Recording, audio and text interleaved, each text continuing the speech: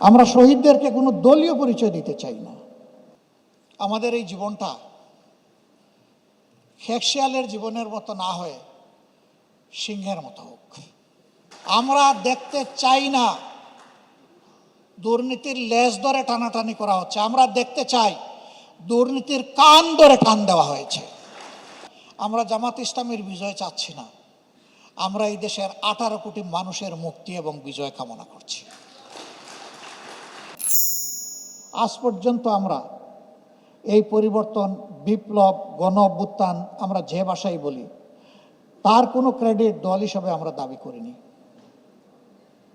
বরঞ্চ আমাদের বর্তমান সরকার প্রধান দেশের বাইরে কোনো একটি দেশে গিয়ে যখন কোনো একজন বিপ্লবের অংশীদারকে মাস্টার মাইন্ড বলেছিলেন, আমিই প্রথম ব্যক্তি, আমি বলেছিলাম এখানে কোনো ব্যক্তি মাস্টার মাইন্ড আমরা মানি না।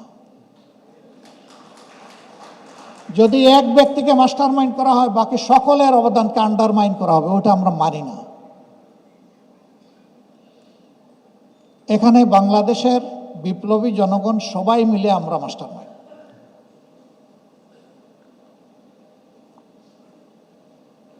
অনেকে এই লড়াইয়ে বিপ্লবে যারা শহীদ হয়েছেন তাদের জন্য দলীয় পরিচয় দিয়েছেন যে আমাদের দলের এতজন শহীদ হয়েছে। আমাদেরকে সাংবাদিক বন্ধুরা প্রশ্ন করেছেন যে আপনাদের কতজন। আমরা বলেছি ইন এ ইনডিফারেন্ট ওয়ে, সবাই আমাদের, বাট আমাদের দলের নয়, এই জাতির। আমরা শহীদদেরকে কোনো দলীয় পরিচয় দিতে চাই না, তারাই জাতির সম্পদ। দলীয় পরিচয় দিলে তাদের সম্মানকে খাটো করা হবে, আমরা সেই সম্মানের জায়গায় তাদেরকে রাখতে চাই। আমাদের এই জীবনটা খেকশিয়ালের জীবনের মতো না হয়ে সিংহের মতো হোক।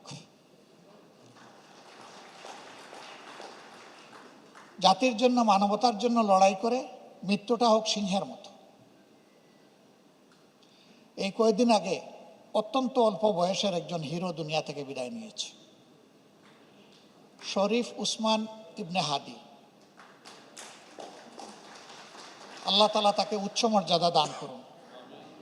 ও বেঁচে থাকলে দুনিয়ার মানুষের কাছে সেইভাবে আদৃত, সমাদৃত হতো কিনা আই ডোন্ট নো, কিন্তু তার মৌত অসংখ্য অসংখ্য মানুষকে জীবন দিয়ে গেছে।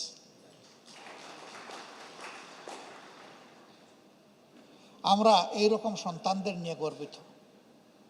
24-এর লড়াইয়ে 4 বছরের শিশু থেকে শুরু করে 62 বছরের বৃদ্ধ পর্যন্ত নিহত হয়েছে। আমরা তাদের প্রত্যেকের ঘরে বাড়িতে পৌঁছার চেষ্টা করেছি। এর মধ্যে 62 ভাগ মানুষ তারা একেবারেই নুন আনতে পান্তা ফুরায়। কেউ একজন রাস্তার ছোট্ট হকার, কেউ রিক্সা চালক, কেউ ঠেলা চালক, কেউ গার্মেন্টস কর্মী। এই সংখ্যাটা হলো 62%।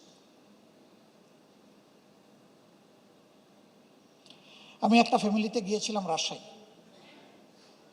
সে নারায়ণগঞ্জে একটা গার্মেন্টস ফ্যাক্টরিতে চাকরি করতো, একজন শ্রমিক। বাড়িতে গিয়েছে 3 দিন আগে। সে গিয়েছে 1 তারিখ, সে শহীদ হয়ে গেছে 4 তারিখ।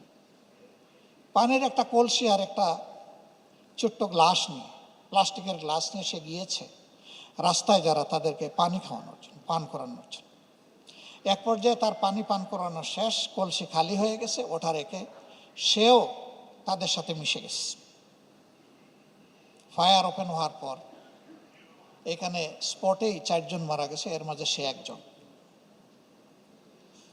তার ফ্যামিলির কাছে যখন গেলাম, তার আরেকজন ভাই আছে, সে রিক্সা চালায়, বৃদ্ধা মা আছেন এবং কম বয়সী একজন তরুণী স্ত্রী আছেন।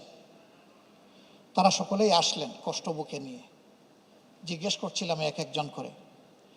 যখন তার স্ত্রীকে জিজ্ঞেস করলাম, মা তুমি কেমন আছো, খুব ধরা গলায় ভারী কণ্ঠে বলল, আল্লাহর রহমতে ভালো আছি এবং কিছুটা ভালো ফিল করছি, আপনি আমাকে মা বলে অ্যাড্রেস করেছেন। আমি তো ভালো আছি, কিন্তু কিন্তু বলে সে ব্রেকডাউন করলো, এখন আর কথা বলতে পারে না। অনেকক্ষণ পরে নিজেকে সামাল দিয়ে খেদে খেদে বলল, আমি তো 5 মাসের গর্ভবতী, আমার গর্ভের সন্তানের কি হবে? আমি তো গরিবের মেয়ে। কিন্তু ওই ছেলেটা যে গিয়ে জীবন দিয়েছে, সে ফিরে তাকায়নি। আমি রিক্সাওয়ালার ভাই, আমি গরিবের মেয়ের স্বামী, আমি এক দুঃখিনী মায়ের সন্তান, সে ওই দিকে তাকায়নি। সে তাকিয়েছে আপনার আমার দিকে, গোটা সমাজের দিকে, বাংলাদেশের জনগণের দিকে, মানুষের অধিকারের দিকে। 8 পাশে এই ছেলেটি জীবন দিয়েছে, তার সবচেয়ে মূল্যবান সম্পদ উজাড় করে দিয়ে সে দুনিয়া থেকে বিদায় নিয়েছে। আমি তখন মেয়েটিকে সান্ত্বনা দেওয়ার ভাষা হারিয়ে ফেলেছিলাম। তার চোখের বাঁধভাঙা পানি আমাদের সকলকে কাঁদিয়েছে। এরপরে নিজেদেরকে সামনে বলেছিলাম, মা, তুমি তোমার সন্তান, আমরা যেমন থাকবো ইনশাল্লাহ তুমিও তেমন থাকবে। তোমার এই সন্তান বড় না হওয়া পর্যন্ত তোমার সাথে আর তোমার এই শাশুড়ির পরিবারের সাথে আমরা আছি। আমরা বলেছি যে এখন থেকে আমরা একই পরিবারের সদস্য এবং আমরা এইভাবেই চলবো ইনশাআল্লাহ। আপনারা দোয়া করবেন, আমরা এটা মেনটেন করে যাওয়ার চেষ্টা করছি। আমাদের খরচপাতি এদিক সেদিক হতে পারে, কিন্তু ওই দুঃখী পরিবার এবং এর মতো আরও কয়েকটি পরিবার আছে, আমরা ঠিক মাসের 1 তারিখ তাদের প্রয়োজন আর আমাদের সামর্থ্য এই দুইটাকে সমন্বয় করে তাদের হাতে আমাদের একটা গিফট পৌঁছে যায়। এটা দান নয়, অনুদান নয়, এটা আমাদের ডিউটি। যারা জীবন দিয়ে জাতিকে জীবন এনে দিয়েছে, তাদের পরিবারের সদস্যদের জীবনের প্রতি আমাদেরকে সম্মান দেখাতেই হবে। তাহলে বেশি বেশি করে বীরের জন্ম হবে এই দেশে ইনশাআল্লাহ। সোনা খাঁটি না মেকি, এটা বোঝার জন্য কষ্টি পাথরে গোসা মারতে হয়। আমরা 3টা গোসা দিয়েছি। এই 3 গোসায় যারা টিকবে, আমরা বিশ্বাস করি জাতির প্রতি তাদের কমিটমেন্ট আছে। Number 1, will fight together against corruption. নিজে করাপশন করব না এবং কাউকে করাপশন করতে দেব না। Number 2, justice for all and equal will be asserted. গরিবের টাকা নাই তাই সে বিচার পাবে না, না, এটা হবে না। এক মুক্তিযোদ্ধার মেয়েকে তার জীবন ধ্বংস করে, ইজ্জত ধ্বংস করে তাকে হত্যায় প্ররোচিত করা হয়েছিল, সে দুনিয়া থেকে বিদায় নিয়েছে, সে কি আজ পর্যন্ত বিচার পেয়েছে? এই বিচার চূড়াবালিতে এখনো আছে। আমরা দেখতে চাই ওই বিচারগুলো আগে হোক।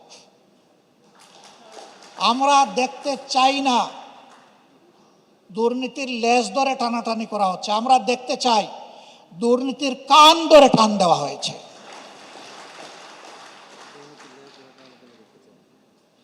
ডাল পাতা ধরা নয়, মূল ধরে টান মারতে হবে।